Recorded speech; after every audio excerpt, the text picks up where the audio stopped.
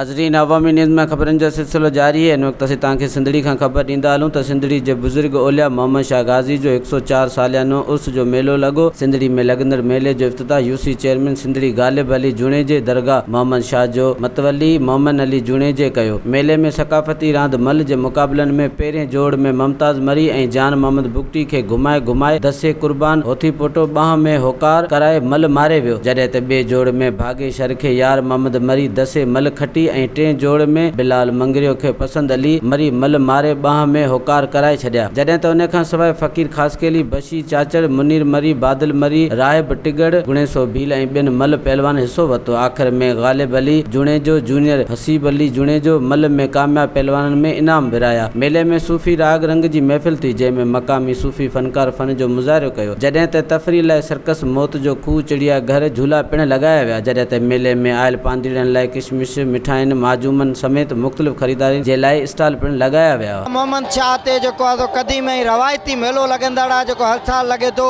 हीउ 104 उर्स मुबारक जे हवाले सां हिन जो मेलो हलंदड़ आहे ऐं हीअ जेका तसलसुल आहे उहो हर साल लॻे थो, पर हिन साल कुदरती अलामतुनि ऐं बरसातुनि ऐं मौसमी तब्दीलियुनि जे करे हिन साल उहा ख़रीदारी उहा रश ऐं माण्हुनि में उहा दिलचस्पी न आहे रही, छो जो महांगाई उरूज ते आहे ऐं ख़रीदारीअ में जेको आहे मंदो हलंदड़ आहे। तमामु बहितरीन अॼोको ॾींहुं रहियो। असां मेले में आयासीं, ॾाढी ख़ुशी थी। असांजे शहर में हिकु वॾो प्रोग्राम थियो जंहिंमें असां हिते शिरकत कई, मोते खूह घुमियो, झूला घुमिया, ट्रेन में चढ़ियासीं, ट्रेन जो पहिरियों सफ़र हुन में चढ़ियासीं।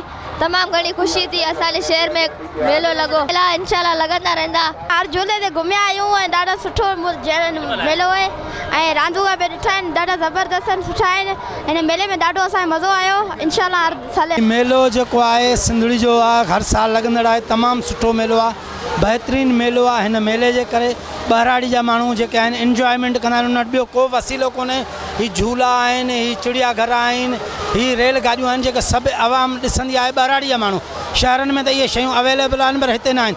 सभ खां वधीक इहा आहे त हिते महांगाई आहे। महांगाई सां गॾोगॾु हिकिड़ो इहो आहे त माण्हुनि वटि हिन साल पैसो तमामु घटि आहे ऐं मेले में रश न, जेका रश हुअणु घुरिजनि उहा न आहे ऐं रश हुजे त मेले जी वधीक रौनकूं बहाल थींदियूं। इहो तमामु बहितरीनु कमु कयो। बाक़ी सिंध जी सक़ाफ़त सुठी आहे माशाल्लाह। मेलो ज़बरदस्त आहे ऐं असांजा दोस्त बि आहिनि ऐं उहे मेलो घुमण आया आहिनि। असांजो इहो मेलो आहे असांजे शहर जो, असां बिल्कुलु घुमिया आहियूं, असांखे वॾो मज़ो अची वियो हलियो।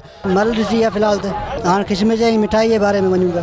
यूँ त अलहमदिल्ला सही इन, पर हींअर थोरी मंदी आहे, थोरो पैसे जे हवाले सां ख़रीदारी बि घटि थिए पई माण्हुनि जी ऐं माण्हू बि जेको शौक़ में अचनि पिया, पर पैसे जे हिसाब सां थोरी मंदी आहे। यार एॾो मज़ो कोन थियो आहे, बसि महांगाई थी आहे, ॿियो वरी छा।